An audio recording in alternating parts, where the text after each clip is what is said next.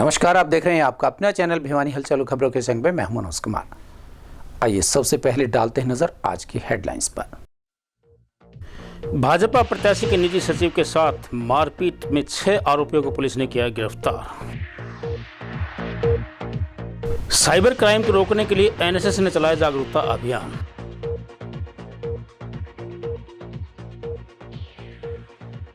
अधर्म में लटके पुल निर्माण के लिए धरना 55वें दिन रहा जारी। भाजपा जिला अध्यक्ष ने आशीर्वाद रैली के लिए लगाई कार्यकर्ताओं की ड्यूटी। कांग्रेस की गारंटी केवल एक चुनावी छलावा, कहा जेपी दलाल ने। और अब खबरें विस्तार से। भिवानी से भाजपा प्रत्याशी घनश्याम सराफ के निजी सचिव पारस डालमिया के घर में घुसकर उसके व उसकी पत्नी के साथ मारपीट का मामला सामने आया है। गंभीर रूप से घायल दंपति को उपचार के लिए जिला नागरिक अस्पताल में दाखिल करवाया गया। सूचना मिलने पर पुलिस ने मामला दर्ज कर कार्यवाही आरंभ कर दी। पारस डालमिया की पत्नी सोनिया ने गंभीर आरोप लगाते हुए कहा कि 4 से 5 लोगों ने घर में घुसकर हमला कर दिया और उनके साथ गलत हरकतें भी की। आरोपियों ने बदसलूकी की और मारपीट की। इस मामले में पुलिस ने 6 व्यक्तियों को गिरफ्तार किया। भिवानी से भाजपा प्रत्याशी के निजी सचिव ने चुनावी कार्यालय में बैठकर आरोपियों को शराब पीने से मना किया था। इसी रंजिश के चलते आरोपियों ने वारदात को अंजाम दिया। शहर थाना पुलिस ने एक नामजद सहित 5-6 अन्य युवकों के खिलाफ संबंधित धाराओं के तहत केस दर्ज किया है। शहर थाना पुलिस को दी शिकायत में बाग कोठी निवासी पारस डालमिया पिछले 10 सालों से घनश्याम सराफ के निजी सचिव के तौर पर काम कर रहा है। उसकी पत्नी ने बताया कि उसे व उसके परिवार को जान से मारने की धमकी दी गई थी। आरोपी उसके घर में घुस गया और इस दौरान आरोपी ने उसके साथ गाली गलौज और मारपीट की। वहीं उनकी पत्नी ने के साथ भी मारपीट और बदसलूकी की गई। आरोपियों ने उनको गंभीर चोटें भी पहुंचाई। वहीं सिटी एसएचओ सत्यनारायण ने बताया कि पारस डालमिया ने पुलिस को दी शिकायत में बताया कि आरोपियों को चुनावी कार्यालय में बैठकर शराब पीने से मना किया था। वहीं गंभीर रूप से घायल पारस डालमिया व उसकी पत्नी को इलाज के लिए जिला नागरिक अस्पताल में लाया गया। वहीं शहर थाना पुलिस ने इस संबंध में घायल के बयान दर्ज कर 6 आरोपियों के खिलाफ केस दर्ज कर लिया है। मेरा नाम सोनिया है जी। हमारा घर सोमारी माता के पास है जी। सुबह की बात है जी। 4-5 लड़कों ने आगे मेरे पति पे हमला कर दिया और हमारे घर में घुस गए। मेरे पति जैसे नीचे गए थे तो एकदम से ही 4-5 बंदे बैठे हुए थे। उन्होंने मेरे पति पे हमला कर दिया और हमला करते करते वो ऊपर आ गए और मेरे साथ भी बहुत छेड़छाड़ की है और पति को भी डंडों से मारा है और मेरे कपड़े भी फाड़ दिए और मेरा अंदरूनी चोट भी है और हाथ पे भी लगे बुड़के खा गए और दोनों गोडों पे भी है। ऐसी चोट है जो मैं मीडिया को नहीं दिखा सकती। ये बहुत सारा सर गलत है जी, घर में घुस के मारना, और हमें न्याय चाहिए जी। हमारे बच्चे सेफ नहीं है, हम सेफ नहीं है और सरकार से मेरी यही मांग है कि आप इसको सख्त से सख्त कार्रवाई पे लीजिए। देश में बढ़ रहे साइबर क्राइम को रोकने के लिए सरकार अनेक तरह की योजनाएं और नीतियां बना रही है। सामाजिक संगठन, स्कूल, कॉलेज, छात्र छात्राएं अपने अपने स्तर पर जागरूकता अभियान चलाकर लोगों को साइबर क्राइम के प्रति जागरूक कर रहे हैं। वैश्य कॉलेज की एनएसएस यूनिट ने शहर में अभियान चलाकर लोगों को साइबर क्राइम के प्रति जागरूक किया और साइबर क्राइम से बचने के उपाय भी बताए। टीम ने बताया कि अलग अलग तरीके से साइबर क्राइम किए जा रहे हैं। क्राइम टीम अपराधियों को जड़ से मिटाने का कार्य कर रही है और यदि किसी के साथ कोई साइबर फ्रॉड होता है तो उसका संदेश तुरंत साइबर टीम को दें। साइबर क्राइम के बारे में वेस्ट कॉलेज के एनएसएस यूनिट के कैप्टन ने बताया कि डोर टू डोर जन जागृति अभियान चलाकर साइबर क्राइम से बचने के लिए जागरूक किया गया है। उनका कहना था कि चोरी व क्राइम का तरीका बदल गया है। पहले चोरी ऑफलाइन की जाती थी लेकिन अब चोरी ऑनलाइन की जा रही है और वह भी अलग अलग माध्यमों से। अपराधी फ़ोन कॉल या मैसेज या व्हाट्सएप मैसेज कॉल आदि के माध्यम से आपका डाटा लेते हैं और साइबर क्राइम को अंजाम देते हैं। ऐसे कई मामले आए हैं जिनमें कॉल्स आते हैं और प्राइवेसी को रिकॉर्ड करके ब्लैकमेल किया जाता है और पैसों की मांग की जाती है, जिसमें फंसा हुआ व्यक्ति डर के कारण पैसे दे देता है। क्राइम से बचने के लिए उन्होंने पुलिस से शिकायत करने की सलाह दी। सरकार के 7 दिन के डोर टू डोर जन जागरूकता अभियान का कार्यक्रम चला हुआ। उसके अंतर्गत आज हम साइबर क्राइम के क्या क्या कारण हैं और इसको किस प्रकार से रोका जा सकता है, इसके लिए अवेयरनेस कार्यक्रम चलाया जा रहा है। इसमें ये जो NSS के स्वयंसेवक हैं, ये घर घर जा रहे हैं और बता रहे हैं सामान्य जानकारी कि अपना OTP किसी के साथ शेयर नहीं करना चाहिए, आधार कार्ड अपना किसी के साथ शेयर नहीं करना चाहिए। इसी प्रकार से जो बैंक अकाउंट डिटेल है वो भी किसी के साथ शेयर नहीं करनी चाहिए। इसी प्रकार से आजकल छोटे छोटे प्रलोभनों के द्वारा, कभी कोरियर के द्वारा, कभी लॉटरी के द्वारा लोगों को जो फंसाए जाने का प्रयास किया जा रहा है, उससे भी लोगों को जागरूक किया जा रहा है। ताकि क्योंकि चोरी पहले थी जो ऑफलाइन होती थी, आजकल चोरी का रूप बदल गया है। लोग घर घर जाकर चोरी नहीं करते, अपितु ऑनलाइन के माध्यम से साइबर फ्रॉड करते हैं। इसमें केवल अनपढ़ लोग ही नहीं फंसते, हम पढ़े लिखे भी अनेकों बार बेवकूफ़ बनते हैं। से हमारा एक 7 डे कैंप चल रहा है, जिसके अंदर हमारा आज दूसरा दिन है। इसमें हमने क्या किया है, इसमें हमने सबके घर घर जाके, एक तो बच्चों के पेट में दर्द हो जाता है, कीड़े हो जाते हैं, उसकी दवाई दी है। दूसरा हमने बताया है कि हम साइबर क्राइम से कैसे बच सकते हैं। जो हैकर्स होते हैं वो क्या करते हैं ना, हमारी पर्सनल इन्फॉर्मेशन मांग लेते हैं, जैसे कि फैमिली आईडी मांग ली, आधार कार्ड नंबर मांग लिया, पैन कार्ड नंबर मांग लिया, और फिर हमें ब्लैकमेल करते हैं, हमें स्टॉक करते हैं, कहते हैं हमें पैसे दो, नहीं तो हमें ना इसको कहीं पर लीक कर देंगे, जो कि बहुत गलत है। अगर आपके साथ ऐसा कभी होता भी है तो आप साइबर सेल में जाइए, उधर अपनी रिपोर्ट दर्ज करवाइए। वो साइबर सेल वाले जो लोग हैं वो आपको आपके पैसे भी लौटा देंगे और हैकर्स को भी पकड़ लेंगे। जीतूवाला फाटक पर बन रहे रेलवे ओवरब्रिज निर्माण को लेकर रेलवे अंडरपास सुधार समिति के प्रधान कृष्ण सिंह परमार ने बताया कि 4 साल पहले पुल का निर्माण शुरू हुआ था, लेकिन इसे बार बार अधर में छोड़ दिया जाता है, जिसकी वजह से यहाँ के क्षेत्रवासियों को मूलभूत सुविधाएं नहीं मिल पा रही हैं। सड़कें टूटी हुई हैं, सीवरेज लाइन डाली नहीं गई है और बारिश का पानी लोगों के घरों में घुस जाता है। यदि जल्द से जल्द इस कार्य में तेजी नहीं लाई गई तो यहाँ रहने वाले 35,000 मतदाताओं की नाराजगी विधानसभा चुनाव में झेलनी पड़ेगी। रेलवे अंडरपास सुधार समिति के प्रधान कृष्ण सिंह परमार ने बताया कि रेलवे ओवरब्रिज निर्माण कार्य 4 साल पहले शुरू किया गया था, लेकिन प्रशासन के तालमेल न बैठने के कारण पुल निर्माण रोक दिया गया था। पुल निर्माण शुरू करवाने के लिए समिति ने अनिश्चितकालीन धरना रखा हुआ है, जो कि आज गुरुवार को 55वें दिन में प्रवेश कर गया।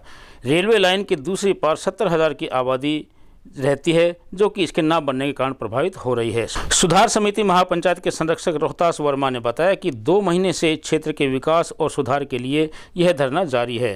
क्षेत्र में हो रहे बदहाली को दूर करने के लिए धरना अनिश्चितकालीन रहेगा और आने वाले विधानसभा चुनाव में 35,000 वोट की ताकत क्या होती है, यह दिखा दिया जाएगा। कृष्ण सिंह परमार है, सुधार समिति का प्रधान हूँ। पुल का काम चलते हमने पीछे भी धरना दिया था, तो ये MP साहब ने हमारा सुनवाई की थी, पुल का निर्माण शुरू करवाया था। 4 साल से ऊपर हो गए हैं, पुल का निर्माण नहीं हुआ। इसके बाद में पुल जो बनने शुरू हुए थे वो पुल तैयार होकर रास्ता बन गया, लेकिन यहाँ कोई सुनवाई नहीं हुई। हम PWD और अपना पब्लिक हेल्थ, ये वो B&R सब जगह धक्के खा लिए। अफसरों को बोल रहा, MP को बोल रहा, MLA को बोल रहा। MLA ने हमारी कोई बात नहीं सुनवाई की, न कोई एक्शन को किसी ने ऑर्डर किया, न कोई बोला। और एक छोटा से काम के लिए ये पुल का निर्माण रुका हुआ है। पब्लिक हेल्थ वालों ने काम करना है, यहाँ लाइन शिफ्टिंग होनी है पानी की, सीवर की, वो कर नहीं रहे हैं और वो जानबूझ के हमारे को तंग किया जा रहा है। और एरिया क्षेत्र पूरा तंग है, यहाँ न बच्चों को, न महिलाओं को, न विद्यार्थियों को कोई आने जाने का रास्ता है, न खड्डों में पानी भरा हुआ है, घरों में पानी भरा हुआ है, सीवर का पानी भरा हुआ है। और जब ये रोड फाड़ दिया था अच्छा भला, उस टाइम हमारी पानी की लाइन है, सीवरेज की लाइन है, JCB ने उखाड़ दिया 2 साल पहले। और रोड का निर्माण भी नहीं हुआ, पुल का निर्माण भी नहीं हुआ। हम तो ऐसे पड़े हुए जैसे बाघा बॉर्डर हो, इधर पाकिस्तान है इधर हिंदुस्तान है। सरकार की तरफ से ये है जी, हमने लोकसभा में BJP का पूरा साथ दिया और धर्मवीर जी को बहुमत से यहाँ से भिवानी से जिताया। तो उन्होंने तो जैसे हमारा पुल का कार्य जो शुरू हुआ तो उनका अहम रोल है, लेकिन उसके बावजूद हम तोरी साहब के पास गए तो उन्होंने हाथ जोड़ लिए, भाई ये जो ऑफिसर हैं ये मेरे बस की बात नहीं है। उसके बावजूद हम सबके पास गए, MP के पास, MLA के पास, DC के पास और B&R एक्शन के पास, पब्लिक हेल्थ एक्शन के पास, लेकिन हमारी कोई सुनवाई नहीं हुई। आप देख रहे हो ये रास्ता कितना गंदा है, बच्चे स्कूल में जाते हैं लाइन पार करके, तो मतलब बच्चे भी नहीं चल सकते यहाँ से। पुल निर्माण के साथ साथ पानी की और सीवरेज की बहुत बड़ी समस्या बन गई है। जो पानी और सीवरेज की लाइनें थी वो ठेकेदार के द्वारा, जब जेसीबी के द्वारा वो तोड़ दी गई हैं और वो आज तक ठीक नहीं हुई है। इस क्षेत्र में पानी और सीवरेज की बहुत बड़ी समस्या, पानी बढ़ जाता है, यहाँ के लोगों के आने जाने के लिए कहीं भी कोई साधन नहीं है, पैदल चलने के में भी परेशानी है और बुजुर्गों, माताओं, बहनों, बच्चों सभी के लिए परेशानी है। और अगर यहाँ जो शामबाग है इसमें जो शव यात्रा में आते हैं उनको बहुत भारी परेशानी होती है, क्योंकि रास्ता नहीं है, तो बहुत ज्यादा समस्या है। और ये लाइन पार्क क्षेत्र जो है 35,000 यहाँ मतदाता हैं और 70,000 की आबादी है, ये सारे ही परेशान हैं। भाजपा के जिला अध्यक्ष मुकेश गौड़ द्वारा भिवानी में होने वाली जन आशीर्वाद रैली के लिए कार्यकर्ताओं को जिम्मेवारी सौंपी गई। रोहतक रोड स्थित भाजपा के चुनाव कार्यालय में भिवानी विधानसभा क्षेत्र के कार्यकर्ताओं से बातचीत करते हुए उन्होंने कहा कि जन आशीर्वाद रैली में प्रदेश के मुख्यमंत्री नायब सिंह सैनी शिरकत करेंगे और लोगों से भाजपा के पक्ष में मतदान की अपील करेंगे ताकि प्रदेश में तीसरी बार भाजपा सरकार बनाकर जनहित के कार्य सुचारू रखे जा सकें। भाजपा जिला अध्यक्ष मुकेश गौड़ ने 21 सितंबर को भिवानी में होने वाली जन आशीर्वाद रैली के लिए कार्यकर्ताओं की ड्यूटी लगाई है। बैठक को संबोधित करते हुए जिला अध्यक्ष ने कहा कि 21 सितंबर को जन आशीर्वाद रैली का आयोजन किया जाएगा, जिसमें बतौर मुख्य अतिथि प्रदेश के मुख्यमंत्री नायब सिंह सैनी शिरकत करेंगे। उन्होंने कार्यकर्ताओं को निर्देश दिए कि वे विधानसभा चुनाव में भाजपा की जीत सुनिश्चित करने के लिए अधिक से अधिक लोगों को भाजपा के पक्ष में मतदान करने की अपील करें।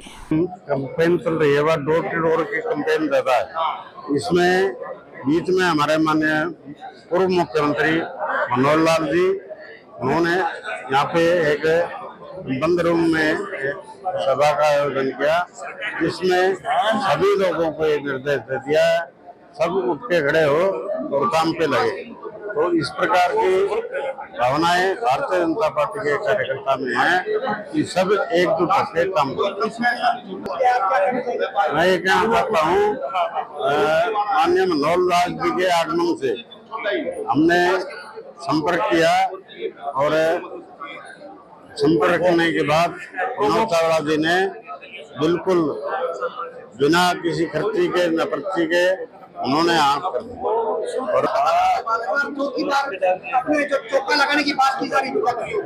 ऐसा है, अब की बार चौका तो लगेगा, लेकिन ये कहना चाहता हूँ प्रत्येक कार्यकर्ता इस क्षेत्र में जाके अपना अपना काम संभाले, निश्चित करे और उनके काम से ही पार्टी आगे बढ़ेगी और बहुत भारी प्रचंड जीत का हमें अनुमान है। विधानसभा चुनाव को लेकर कांग्रेस द्वारा जारी किए गए 7 वादों की सच्चाई जनता तक लाने के उद्देश्य से निवर्तमान वित्त मंत्री एवं लोहारू विधानसभा क्षेत्र से भाजपा के प्रत्याशी जयप्रकाश दलाल ने कहा कि कांग्रेस द्वारा घोषित की गई गारंटी चुनावी छलावा है, जनता को बहकाने और भ्रमित करने की कोशिश की जा रही है। उन्होंने कहा कि जनता के साथ खेलना और उनके विश्वास के साथ खिलवाड़ करना कांग्रेस की पुरानी आदत है। लोहारू से भाजपा प्रत्याशी जेपी दलाल ने कहा कि कांग्रेस की 2 लाख युवाओं को नौकरी देने की गारंटी दरअसल एक और चुनावी धोखा है। कांग्रेस के प्रत्याशी नीरज शर्मा ने साफ किया है कि यह गारंटी पर्ची व खर्ची पर आधारित होगी। खुले आम कांग्रेस उम्मीदवार 50 वोट लाओ और एक सरकारी नौकरी पाओ का ऑफर दे रही है। उन्होंने कहा कि असंध से कांग्रेस उम्मीदवार का बयान कि सरकार बनते ही सबसे पहले वे अपने रिश्तेदारों और अपना घर भरेंगे, यह दर्शाता है कि कांग्रेस का असली चेहरा क्या है। इनके बयान से स्पष्ट होता है कि कांग्रेस केवल अपने चहेतों और रिश्तेदारों को ही नौकरियां और अन्य अवसरों में प्राथमिकता देने की योजना बना चुकी है। पत्रकार वार्ता में जेपी दलाल ने कहा कि कांग्रेस ने घोषणा पत्र में 500 रुपये में गैस सिलेंडर देने की गारंटी दी है, वो सिर्फ जनता को बहकाने की कोशिश है। उन्होंने कहा कि भाजपा की सरकार हरियाणा में पहले से ही गरीब परिवारों को 500 रुपये में गैस सिलेंडर दे रही है। उन्होंने कहा कि कांग्रेस ने किसानों को MSP और ज़्यादा भाव देने की गारंटी दी है, लेकिन यह भी उसी खोखले प्रचार का ही एक हिस्सा है, जैसा कि उनके अन्य वायदों में देखा गया है। कांग्रेस के वायदे महज चुनावी चालबाजी है। उन्होंने कहा कि यदि उनकी गारंटियां सच होती तो कर्नाटक, हिमाचल, तेलंगाना में किसानों को उचित दाम और एमएसपी मिलती। हरियाणा में भाजपा की सरकार पहले से ही 24 फसलों को एमएसपी पर खरीद रही है और किसानों की आय बढ़ाने के लिए ठोस कदम उठा रही है। जो घोषणा पत्र दिया है, जिसको गारंटी पत्र कहती है, एक ही चीज़ की गारंटी देती है कांग्रेस, झूठ बोलने की गारंटी, गुमराह करने की गारंटी, भ्रष्टाचार करने की गारंटी। कांग्रेस ने कहा है कि वो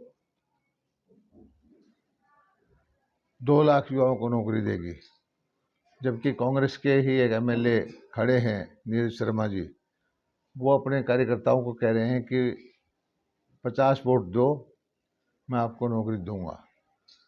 इससे साफ जाहिर हो जाता है कि वो पर्ची और खर्ची का सिस्टम कांग्रेस दोबारा शुरू करना चाहती है। कांग्रेस जनता के साथ खेलना, उसके विश्वास के साथ खिलवाड़ करना चाहती है। एक उम्मीदवार हैं गोगी जी कांग्रेस के, वो कहते हैं कि मैं अपने चहेतों को, अपने रिश्तेदारों को नौकरी दूंगा। मैं ये समझता हूँ कि कांग्रेस का ये सोच कि मेरिट वाले बच्चों की, प्रतिभाशाली बच्चों की नौकरी को वो खा जाएगी, अपने रिश्तेदारों को या पैसे वालों को दे देगी, वो कभी पूरा नहीं हो सकता। एक कांग्रेस ने कहा है कि 500 रुपये में सिलेंडर देंगे। 500 रुपये में सिलेंडर हमने पहले ही देना शुरू कर दिया है। एमएसपी की गारंटी की बात करती है। हरियाणा पहला प्रदेश है जो 24 फसलें हमने एमएसपी पे खरीदने की हमारी कैबिनेट ने फैसला कर दिया है, जबकि कांग्रेस की सरकार है कई प्रदेशों में, वहाँ वो 10 फसल भी नहीं खरीदते। हरियाणा में 2 जनसभाएं हुई हैं, रैली मोदी जी की हुई, वो बड़ी भव्य रैली थी। आप में से कोई अगर यहाँ गया हो, कल एक विधानसभा की रैली थी बहल के अंदर, अमित शाह जी की। मैंने अपने जीवन में एक विधानसभा की इतनी भव्य रैली, इतनी उत्साह वाली रैली, रूलिंग पार्टी की 4 घंटे तक नारे लगाने वाली रैली पहले नहीं देखी। और अब चलते चलते हरियाणा के अब तक के 58 वर्षों के सियासी इतिहास में 14 सामान्य चुनाव हुए हैं। 2014 के चुनाव में सर्वाधिक 76.13% मतदान हुआ। 1968 में प्रदेश में हुए दूसरे सामान्य चुनाव में सबसे कम 57.26% मतदान हुआ था, जबकि 1991 में सबसे अधिक 1885 उम्मीदवार मैदान में थे, तो 1967 में सबसे कम 467 प्रत्याशियों ने चुनाव लड़ा। 2014 के चुनाव में सबसे अधिक 13 महिलाएं विधायक बनने में सफल हुई। गौरतलब है कि साल 1967 के चुनाव में प्रदेश में 81 विधानसभा सीटें थी। उस समय 43,87,980 मतदाता थे। चुनाव में 467 उम्मीदवारों ने 8 महिलाओं के साथ चुनाव लड़ा। पहले चुनाव में 72.65% मतदान हुआ और 4 महिलाएं विधायक चुनी गई। 1968 के विधानसभा चुनाव में मतदाताओं की संख्या 45,52,539 हो गई। चुनाव में केवल 57.26% ही मतदान हुआ। चुनाव में कुल 398 उम्मीदवार थे, जिनमें 12 महिलाएं शामिल थीं। दूसरे सामान्य चुनाव में 7 महिलाओं को विधायक बनने का अवसर मिला। इसी तरह से 1972 के विधानसभा चुनाव में 50,91,082 मतदाता थे और चुनाव में कुल 384 उम्मीदवारों ने किस्मत आजमाई। 13 महिला प्रत्याशियों में से 4 विधायक निर्वाचित हुई। 1977 के विधानसभा चुनाव में 59,38,821 मतदाता थे और 64.46% मतदान हुआ। चुनाव में 651 पुरुष जबकि 20 महिला उम्मीदवारों ने किस्मत आजमाई। 4 महिलाओं को विधायक बनने का अवसर मिला। 1982 के चुनाव में कुल 1095 उम्मीदवार मैदान में थे। इनमें से 27 महिलाएं शामिल थीं और 7 महिलाएं विधायक बनने में सफल भी हुईं। 1987 में 87,06,28 मतदाता थे। चुनाव में 1322 उम्मीदवारों ने ताल ठोकी और इनमें 35 महिलाएं भी शामिल थीं। उस चुनाव में 71.24% मतदाताओं ने अपने मताधिकार का उपयोग किया। विशेष पहलू यह है कि प्रदेश में अब तक हुए चुनाव में सबसे अधिक उम्मीदवार 1991 के चुनाव में थे। 1991 में 1844 पुरुष जबकि 41 महिला उम्मीदवार थीं। चुनाव में 47,31,912 मतदाता थे और 65.86% ने अपने मत का प्रयोग किया। उस चुनाव में 6 महिलाओं को विधायक बनने का मौका मिला था।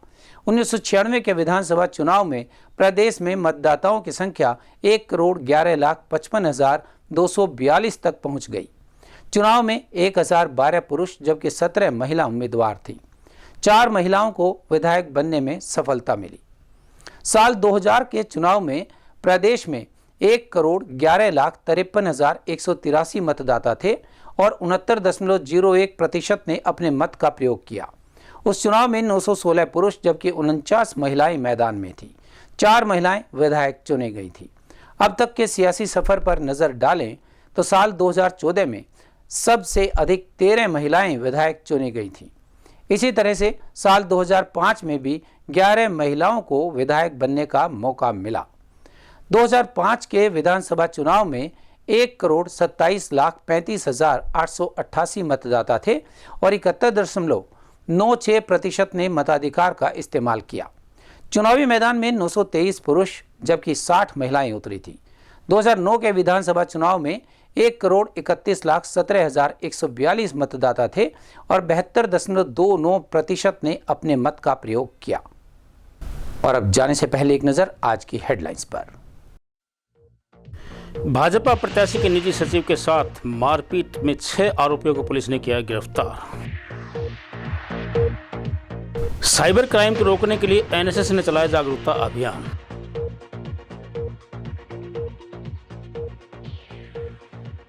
अधर्म में लटके पुल निर्माण के लिए धरना 55वें दिन रहा जारी। भाजपा जिला अध्यक्ष ने आशीर्वाद रैली के लिए लगाई कार्यकर्ताओं की ड्यूटी। कांग्रेस की गारंटी केवल एक चुनावी छलावा, कहा जेपी दलाल ने। हमारे आज के अंक में बस इतना ही। अगले अंक के लिए देखते रहेगा आपका अपना चैनल भिवानी हलचल।